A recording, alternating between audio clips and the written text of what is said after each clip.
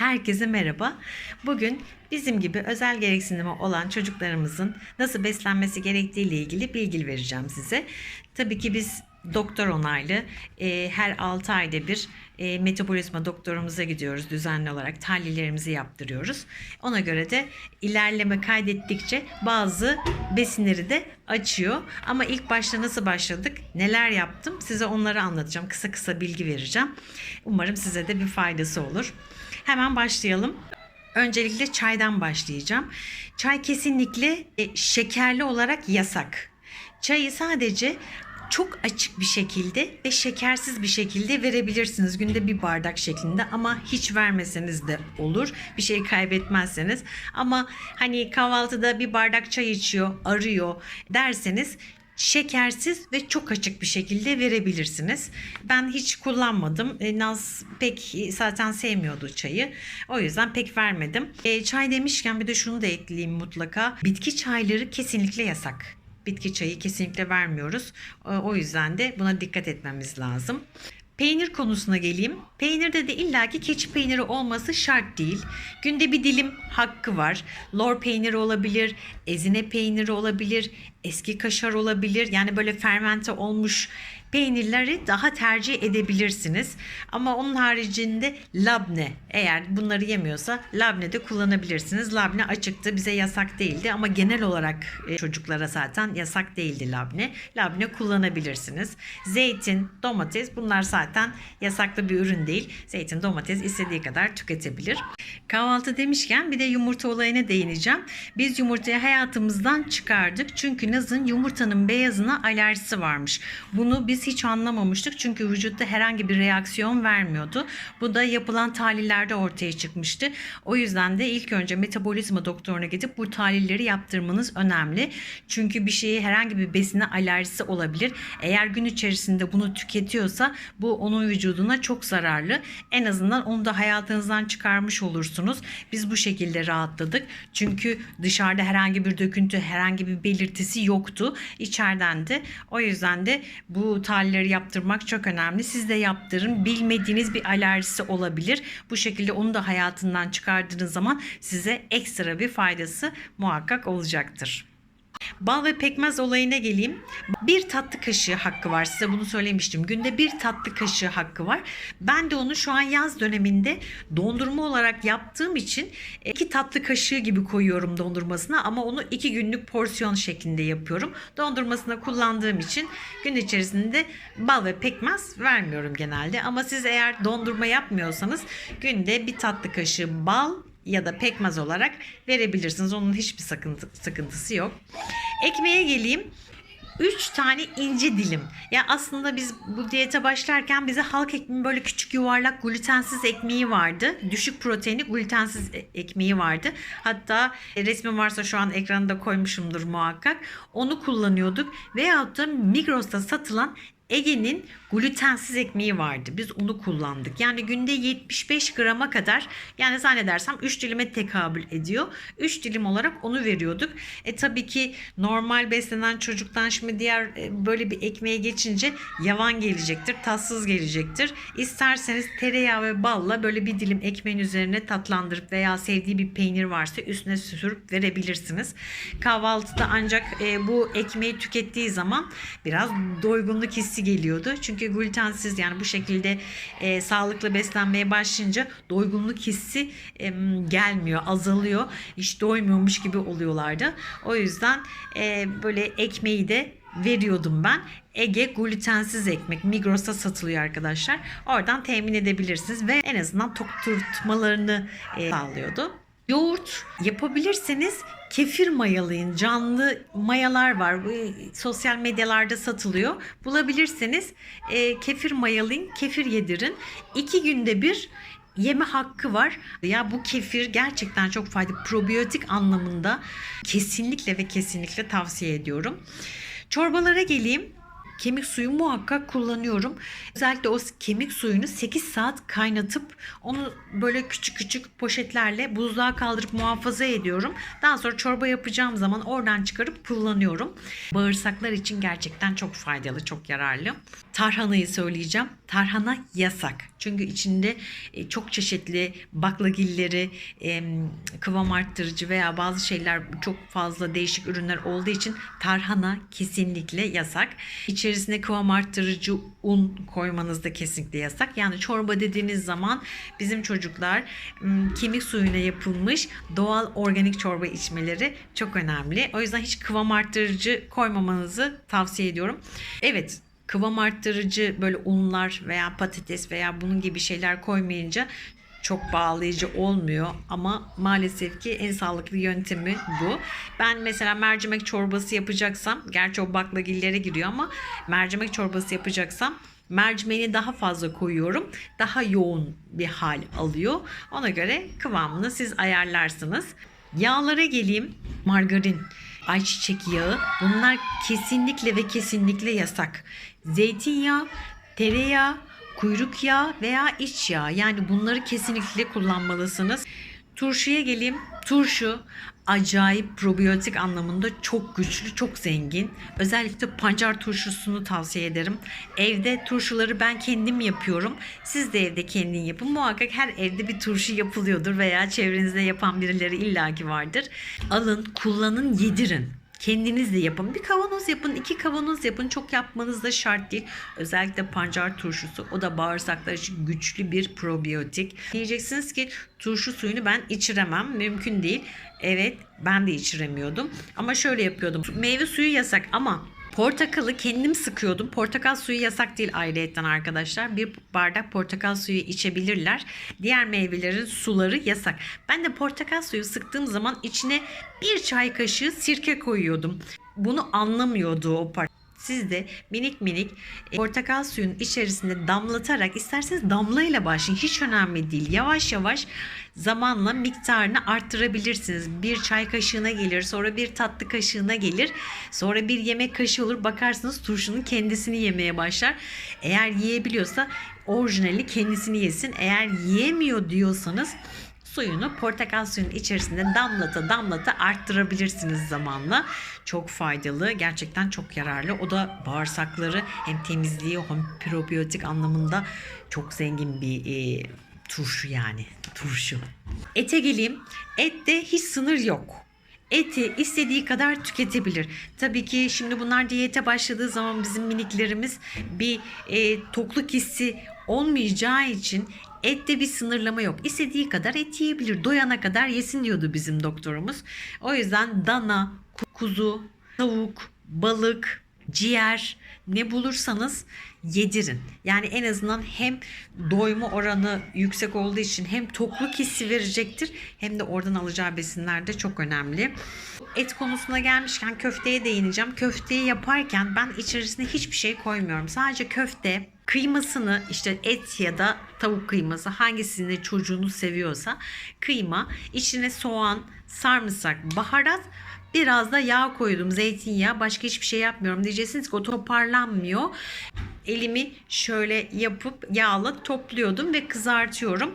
Köfteyi de öyle yapıyorum. Gerçekten çok lezzetli oluyor. Hayır olmuyor demeyin. Gerçekten deneyin, çok lezzetli oluyor. Kuru baklagillere geleceğim. Kuru baklagillerde de muhakkak ama suda bekletmek zorundasınız. Çünkü hatta mümkünse 48 saate kadar suda bekletin. Mümkünse. Yani biliyorsunuz tek çocuğumuz yok. Bazılarımızın çok çocuklu olduğu için elimizden geldiğince zaman ayırıp bir şeyler yapmaya çalışıyoruz. Eğer mümkünse 48 saate kadar bekletmeye çalışın. Yapamıyorsanız 24 saat muhakkak bekletin ve beklettiğinizde de her 8 saatte bir muhakkak suyunu değiştirmelisiniz. Çünkü bu baklagillerin içerisinde minerallerin emilimini azaltan tanin ve fitat denilen bazı maddeler var, bileşikler var. Bu bileşiklerin en azından atılmasını sağlıyor. O yüzden de 8 saatte bir muhakkak suyunu değiştirmelisiniz.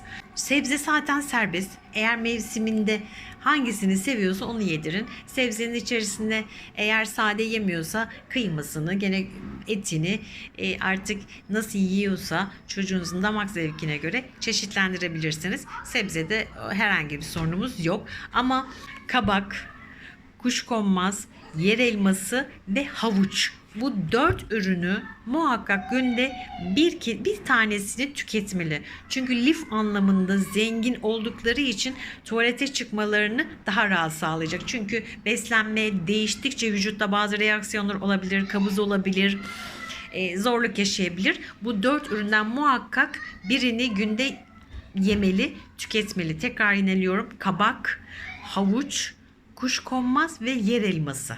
Muhakkak bunlardan bir tanesini yemeli yüksek lif oranıyla. Ayrıca meyveyi söylemiştim, gene yineleyeyim. Meyve çocuğunuzun avucunun içi kadar yemeli. Çünkü fazlasında şeker oranı artar. Bu da zararlı. Gerçi hepimiz için zararlı. O yüzden de kendi avucu içi kadar yemeli. Hiçbir meyvenin suyunu da tüketilmiyoruz. Sadece ve sadece portakal suyunu içebiliyoruz. Onu da kendimiz tabii sıktığımız sürece. Dediğim gibi sirkeleri, turşu suyunu belki içerisinde birer kaşık anlamayacak şekilde koyabilirsiniz. Ama sorun yapmıyorsa çocuğunuz içerisine limon da sıkabilirsiniz. Ben öyle yapıyorum. Muhakkak portakal suyu sıktıysam içerisine limon sıkıyorum. Sirke koyuyorum. Onu daha da kuvvetlendiriyorum. Çok faydalı. Özellikle üzüm sirkesi, balzamik sirke, nar ekşisi, bunlar varsa muhakkak kullanın ama kendinizin yapması daha iyi. Çünkü doğal olmalı. Ya organik olmayınca, doğal olmayınca içerisinde muhakkak katkı maddesi oluyor. O yüzden de ben güvenemiyorum. Önemli olan böyle özel gereksinim olan çocuklarımızda içerisinde katkı maddesi olmayan vücudundaki bütün kimyasalları temizlememiz gerekiyor. Vücutta ne kadar kimyasal madde atılımı gerçekleşirse algıları o kadar açılıyor. O zaman inanın ki hal ve tavırları, davranışları, konuşması, her şeyinde daha farklılık görüyor. Biz diyetin 6. ayından itibaren gözle görülür çok net iyileşme anlamında çok güzel sonuçlar almıştım. Size de bunları tavsiye ediyorum. Artı gün içerisinde kuru yemiş olarak çiğ, badem, fındık, ceviz, kaju, artık ne alabilirsiniz, bütçeniz neye yeterse kendi avucu içi kadar olduğu için alıp günde ara öğün olarak veya tatlı yapıyorsunuz, dondurma yapıyorsunuz benim gibi, onun avucu içi kadar da miktarı tüketebilir. Hem ona tokluk hissi verir. Bu yüzden de önemli. Şimdi gelelim yasaklılara. Gluten içeren tahıllar bir kere kesinlikle yasak. Bu kıvam arttırıcı unlar var. Üzerinde ne kadar glutensiz diye yazsa da inanın ki hepsi bu kadar uzun süre taze kalmasının bir sebebi vardır. O yüzden de bunların unları ve gluten içeren tahıllar kesinlikle ve kesinlikle yasak. Hazır gıdalar, paketler hepsi kesinlikle yasak. Bulgur, pirinç pilavı, makarna, kuskus, erişte, bunların hepsi yasak. Beyaz unlu mamuller yasak. Poğaça, kek, simit ve bunun gibi şeyler de kesinlikle ve kesinlikle yasak. Komposto bile yasak. Tatlısı da tatlı olmayanı da, kompostoların hepsi kesinlikle yasak. Ayçiçek yağı, mısır özü yağlar, dediğim gibi zeytinyağı, tereyağı, kuyruk yağı ve iç yağından başka hiçbir şey kullanmamamız gerekiyor. Kinoa yasak. Bu marketlerde satılan glutensiz makarnalar var. Glutensiz atıştırmalıklar var. Hayır, onların hepsi yasak. Çünkü onların bu kadar dediğim gibi taze kalmasının sebepleri var. Muhakkak içerisinde kimyasal maddeler var. Bunlar da kesinlikle ve kesinlikle kullanmıyoruz. Normal patates yasak. Bulyon var. Onlar da kesinlikle yasak. Ketçap, mayonez yasak ve tarhana çorbasını kesinlikle unutmayın. Onlar da yasak. Tahin keza öyle. Leblebi yasak. Dediğim gibi kuru yemişleri muhakkak çiğ kullanmamız gerekiyor. Bu diyete başlarken ilk 10 gün, 20 gün çok yoksunluk çekecek minikleriniz. Çünkü zor. Damak bir şeye alışmış oluyor. Düşünsenize siz sürekli çikolata yediğiniz bir damağa sonra sebze, meyve ya da ne bileyim et bir şeyler yedirmeye çalışıyorsunuz.